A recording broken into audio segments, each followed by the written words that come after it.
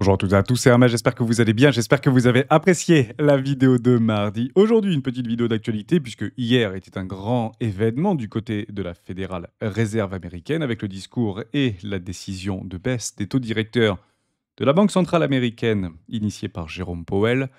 Malheureusement, ce n'est pas exactement ce que le consensus attendait, mais le consensus, qu'est-ce que c'est? On va bien sûr en parler dans cette vidéo. On fera un petit tour au niveau des tendances et je vous dirai précisément, avec une quasi-certitude absolue, ce qu'il nous faut pour profiter d'un super cycle. On commence maintenant.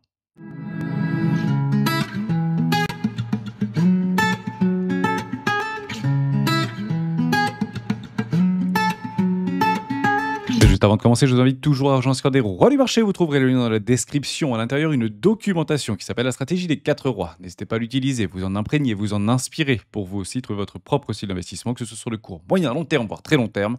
Si vous voulez la télécharger, c'est gratuit. C'est juste ici sur le site lesroisdubitcoin.com et vous pouvez cliquer ici pour télécharger la stratégie des 4 rois. N'hésitez pas à vous abonner. Ça participe à un effort commun au sein de la communauté pour participer à Action contre la faim, Croix-Rouge ou encore Médecins sans frontières. À chaque fois que vous vous abonnez sur la chaîne, 10 centimes sont reversés à ces associations, tout simplement. On va parler Bitcoin, c'est pas exactement ce qu'on attendait, avec une bougie de dégradation assez poussée, mais qui revient tout simplement chercher une petite trendline ici haussière dans notre canal d'élargissement, dans notre biseau d'élargissement. La solution, vous la connaissez. Soit on va chercher notre petit aimant ici au niveau du premier arrêt, 80-85 000 $ à peu près. Donc, grand point d'interrogation. Pour l'instant, je ne le sais pas. La seule chose que je sais, c'est que je pense. Et je vais vous expliquer la différence entre je pense et je sais. C'est assez intéressant et je pense que souvent beaucoup l'oublient. Et c'est exactement comme ça que c'est la meilleure approche possible pour pouvoir naviguer sur les marchés financiers et suivre ces mouvements de capitaux. Deuxième objectif, juste là, au niveau des 120 000, 130 000 $ à peu près. C'est une target que nous avions déjà il y a plusieurs semaines en arrière, mais la vraie target que nous avions, c'était il y a maintenant plusieurs mois en arrière, avant la fin de l'année, 90 000 $, et on l'a allègrement dépassé.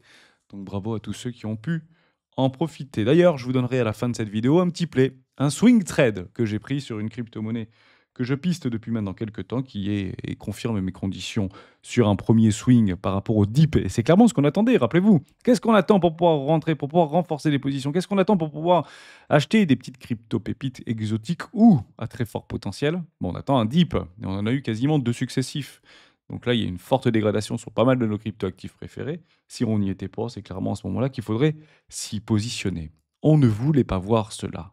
Le pire signal que je ne voulais pas voir, il est en cours de confirmation. Il se trouve juste ici. C'est lorsque la courbe des taux sur le marché secondaire à 10 ans, la ligne bleue que vous voyez ici, viennent casser la ligne ici des taux directeurs à 10 ans de la Banque centrale américaine. Actuellement, 4,25, 4,50 par rapport à hier vis-à-vis de la baisse des taux de 0,25 points.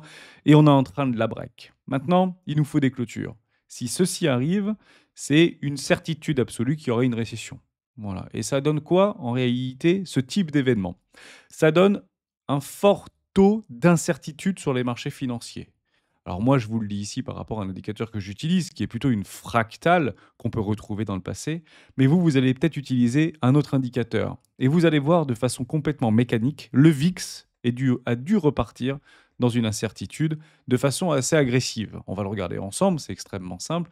Vous avez ici des indicateurs de dominance, donc je vais aller les récupérer ici, indice et tendance. Vous allez sur le VIX, pas ici, excusez-moi.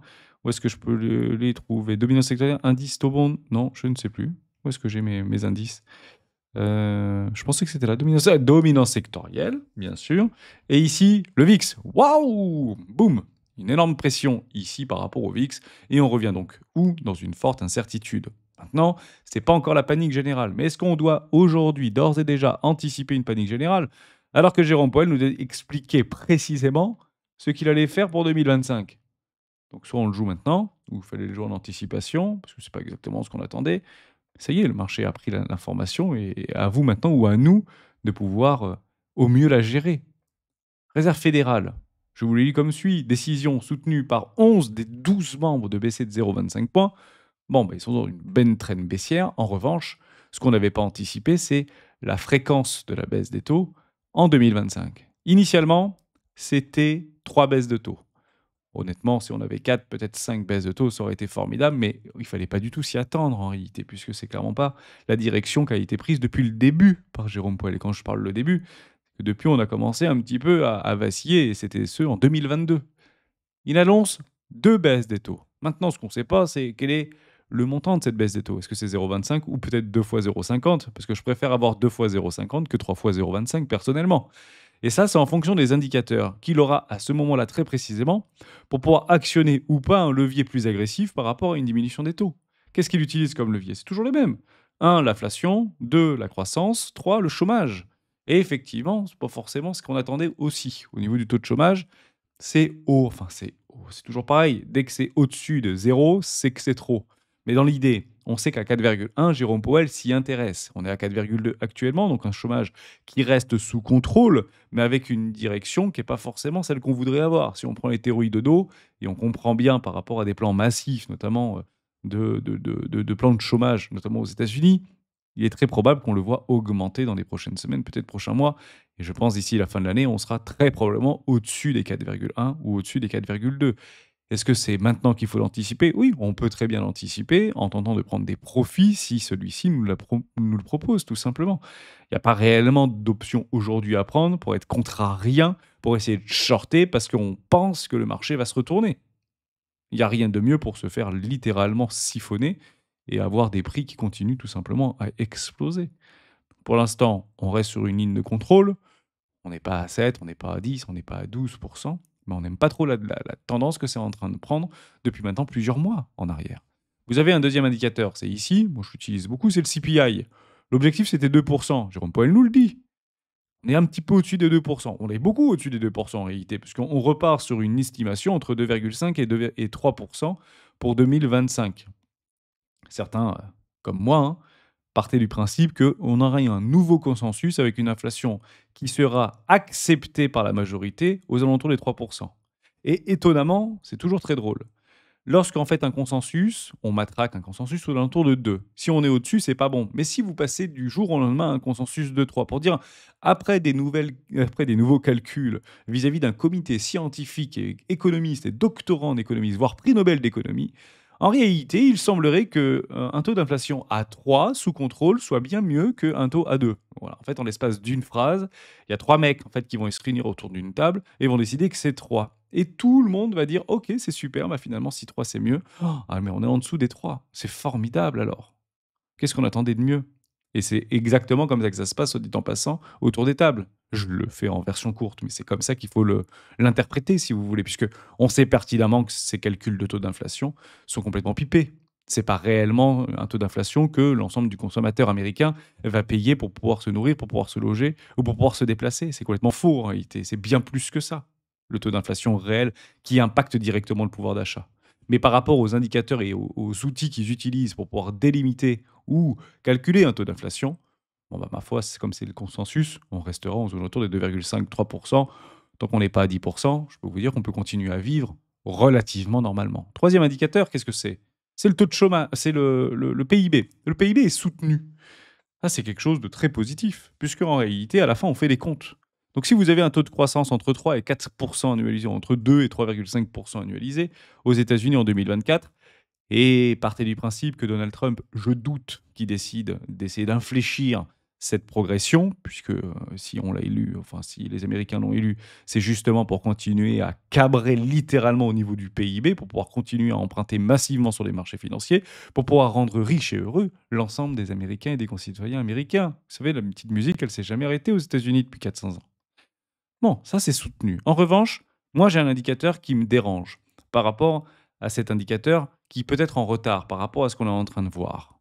Ce taux d'inflation, enfin ce taux de PIB qui est maintenant calculé et qui a été changé en termes de méthode de calcul depuis une trentaine d'années, au moins une dizaine de fois.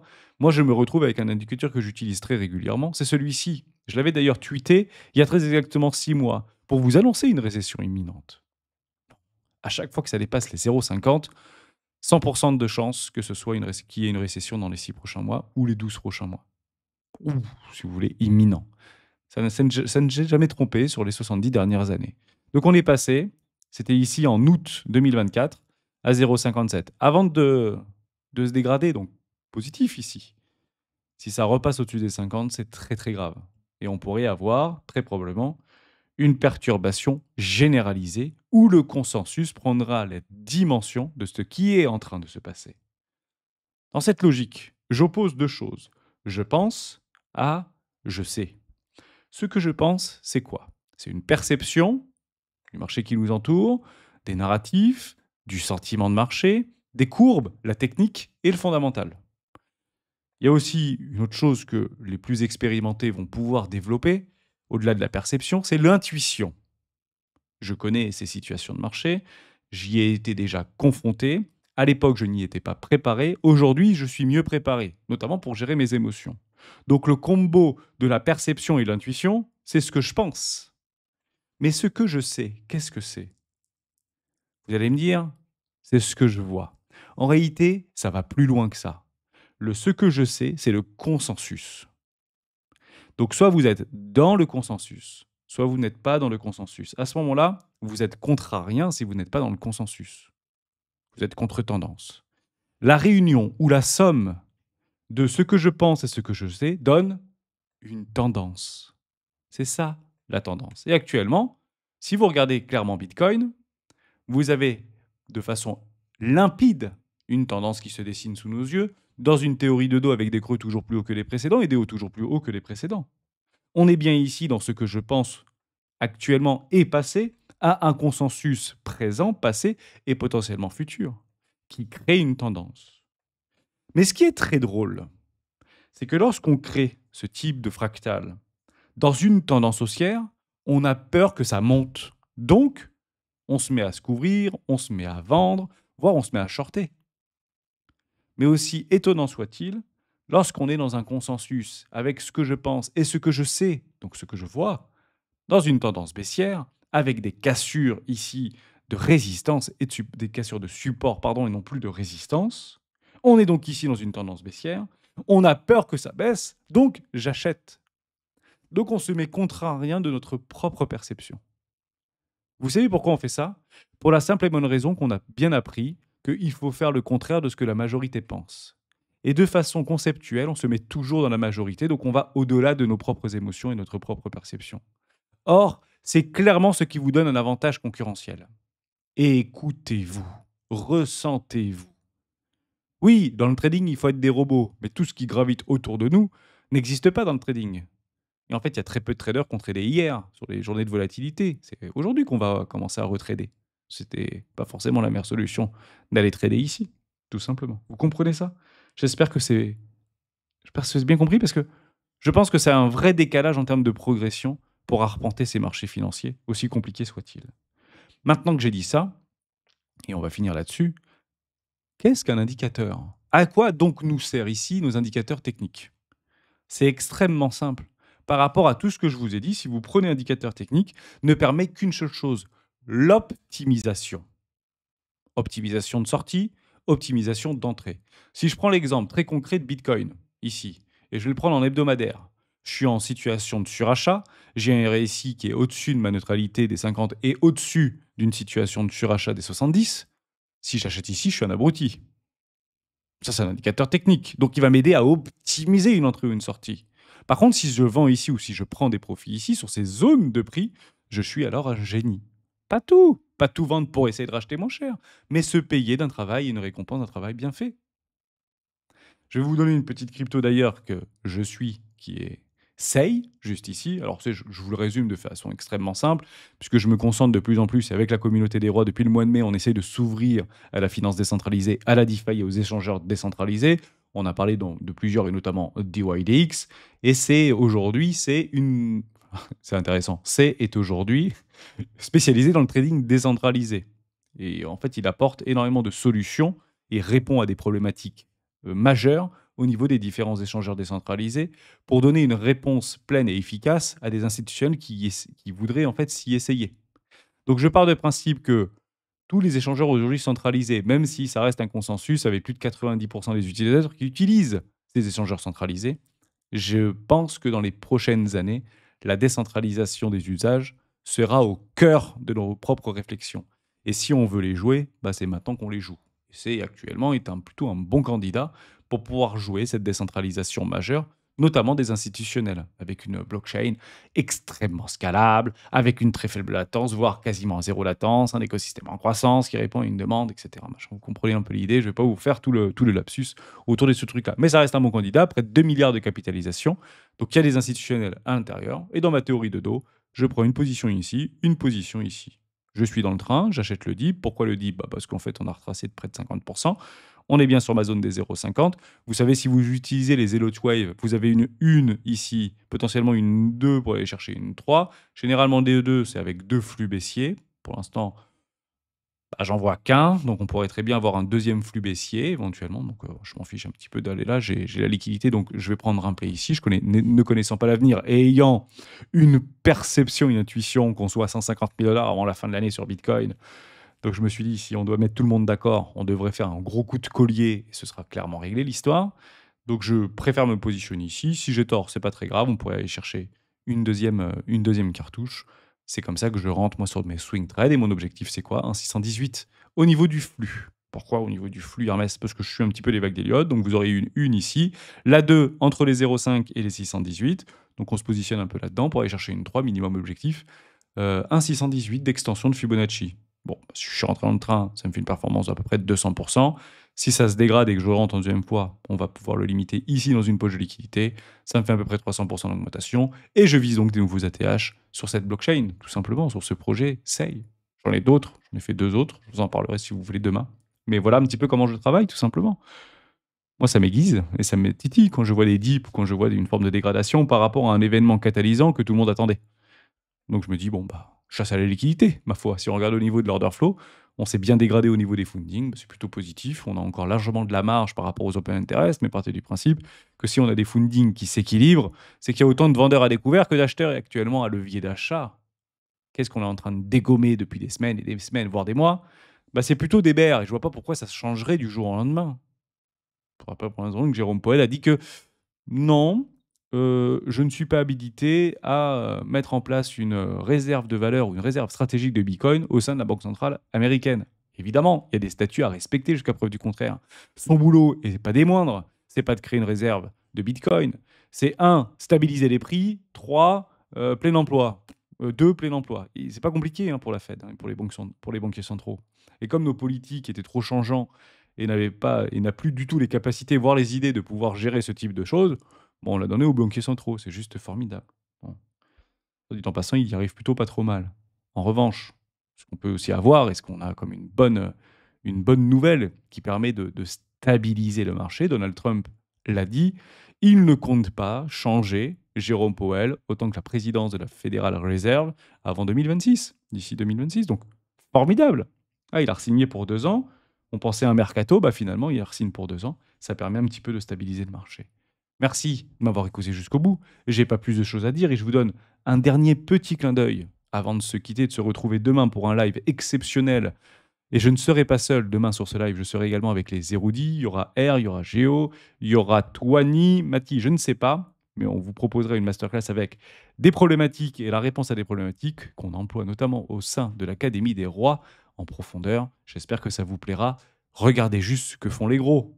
C'est ça qui est intéressant. Bon, bah moi j'ai regardé ce matin, je me suis levé, j'ai dit, bon, est-ce que BlackRock a tout lâché? Non, 350 millions, ok, ok, net flow positif de 75 millions, eux ne sont pas partis. Côté Ethereum, il y a un truc qui s'est passé. Non, on est en augmentation par rapport à la journée d'hier et d'avant-hier, avec 134 millions du côté des institutionnels. Le jour, eux, ils commencent à se barrer, bah, vous savez quoi? Je me barrerai, évidemment.